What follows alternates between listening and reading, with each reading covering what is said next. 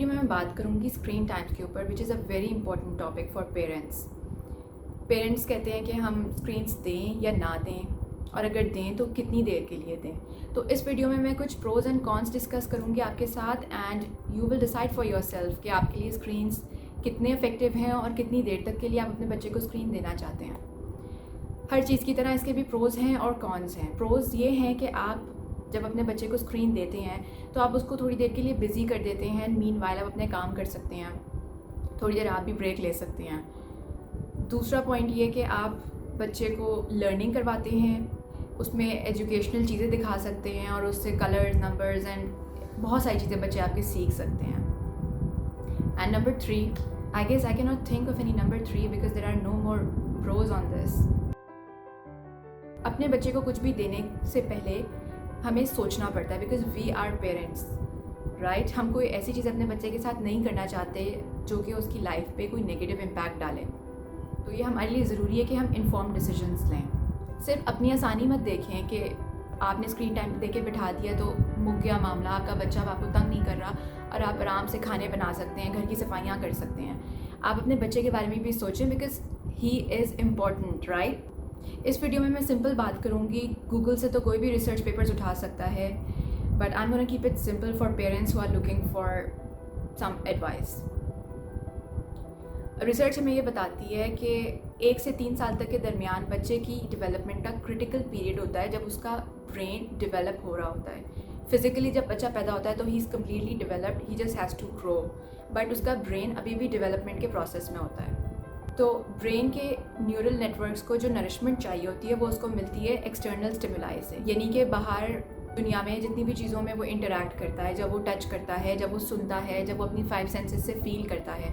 जैसे कि जब बच्चा मिट्टी में खेलता है या घास पे चलता है या पानी में खेलता है या कोई किताब उठाता है तो पेपर को फील करता है, तो ये सारे एक्सपीरियंसेस लम्हा ब लम्हा उसके ब्रेन की डेवलपमेंट में कंट्रीब्यूट कर रहे होते हैं। तो it's like an ongoing process कि आपके बच्चे को 1 से 3 साल तक के लिए हर एक्सपीरियंस काउंट करता है, हर एक्सपीरियंस मैटर करता है। तो जब उसके न्यूरल नेटवर्क्स सही नहीं बन पाते हैं, उनको सही नशोनुमा नहीं मिलती है, तो उससे हमारे ब्रेन के बहुत इंपॉर्टेंट पार्ट्स हिप्पोकैम्पस और फ्रंटल लोब बहुत ज़्यादा अफेक्ट होते हैं। और ये वो पार्ट्स हैं जो हमारी मेमोरी, अटेंशन, लर्निंग, हमारी सारी कॉग्निटिव एबिलिटीज़ के लिए रिस्पॉन्सिबल होते हैं, जैसे कि problem solving, decision making, thinking और भी बहुत सारे। I am keeping it simple here. Parents को समझ नहीं आता कि हमारा बच्चा फोकस क्यों नहीं कर पाता, उसका अटेंशन स्पैन क्यों इतना छोटा है, उसका किसी चीज़ में दिल क्यों नहीं लगता है, उसको चीज़ें लर्न क्यों नहीं होती हैं, समझ क्यों नहीं पाता है। फिर इन चीज़ों से बच्चों के अंदर speech impairments, learning disabilities, delayed speech, ये सारी बातें इतनी कॉमन है, and it is all link to screens. तो इसलिए 1 से 3 साल तक के बच्चे के लिए you have to be very careful before giving him a phone और गैजेट टू वॉच समथिंग। दूसरा जो बहुत डाउन साइड है स्क्रीन टाइम्स की, वो ये कि जब आप बच्चे को स्क्रीन दे देते हैं तो उसका ह्यूमन इंटरेक्शन बहुत ज़्यादा अफेक्ट होता है। मैंने ऐसे बहुत सारे बच्चे देखे हैं जो सिर्फ कहीं किसी पार्टी में भी, किसी गैदरिंग में भी सिर्फ मोबाइल के अंदर मुंह दे के बैठे हुए होते हैं और वो ऊपर तक नहीं देखते हैं। कोई उनको बुला रहा हो, कोई उनको अगर ब्राइब भी करने की कोशिश कर रहा हो चॉकलेट दे के, even then they are not interested. यानी कि इस हद तक बच्चों का स्क्रीन टाइम से ह्यूमन इंटरेक्शन अफेक्ट हो रहा है।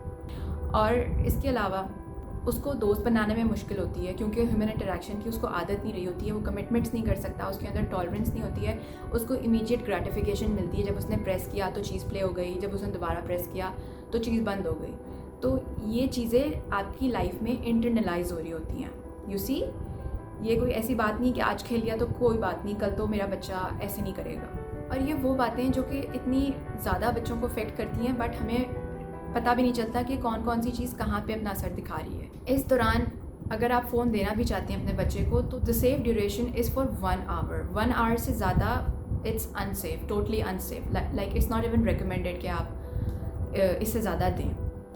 आप खुद सोचें, जो मदर अपनी बेटी को गोद में बिठा के स्टोरी सुनाती है तो वो बच्चा विजुलाइज़ करता है, अपनी क्रिएटिविटी यूज़ करता है स्टोरी लाइन को फॉलो करने में, अपनी पूरी तवज्जो उस तरफ लगाता है। लेकिन जब वो स्क्रीन्स देख रहा होता है, उसकी सिर्फ और सिर्फ उसकी साइट और उसकी साउंड एक्टिवेटेड होती है, यानी कि बाकी सारी सेंसेस जिससे वो इमेजिन करता है या अपने माइंड में इमेजेस क्रिएट करता है, वो सारी बिल्कुल ख़त्म हो जाती हैं।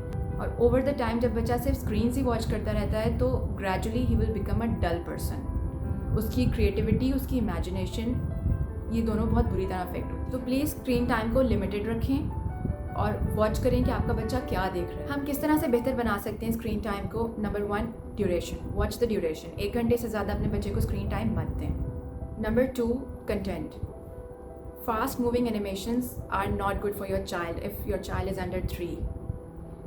तो 3 साल से छोटे बच्चों के लिए आप ऐसी चीज़ें चूज़ करें यूट्यूब पे जाके जो स्लो वीडियोस हैं, जो रियल लाइफ वीडियोस हैं। बहुत सारे ऐसे चैनल्स हैं जो रियल लाइफ वीडियोस डालते हैं, जैसे ज़ू का ट्रिप हो गया, एक्वेरियम का ट्रिप हो गया, हॉर्स स्टेबल का ट्रिप हो गया। नंबर 3, जब आपका बच्चा स्क्रीन देख रहा हो तो कीप इट इंटरैक्टिव। अगर आप बिजी हैं, उसके साथ आके नहीं बैठ सकते तो दैट्स फाइन। आप दूर से ही उसको ये हिंट दें कि आप उसके साथ एंगेज करें, आप देख रहे हैं वो क्या वॉच कर रहा है, और उसे बीच बीच में क्वेश्चंस पूछें, उसके साथ इंटरैक्ट करें, because that keeps it interactive in a way कि आपका बच्चा टोटली एब्जॉर्ब नहीं हो जाता उसमें, वो सराउंडिंग के साथ भी इन्वॉल्व रहता है और एक लर्निंग एक्टिविटी, एक 2 वे कम्युनिकेशन भी बन जाती है। It makes a lot of difference. कुछ पेरेंट्स को ये लगता है कि आजकल का चूँकि टेक्नोलॉजी का दौर है तो अगर हमने उनको स्क्रीन्स नहीं दिए तो हमारे बच्चे पीछे रह जाएंगे। तो let me make it very clear, ऐसा नहीं है।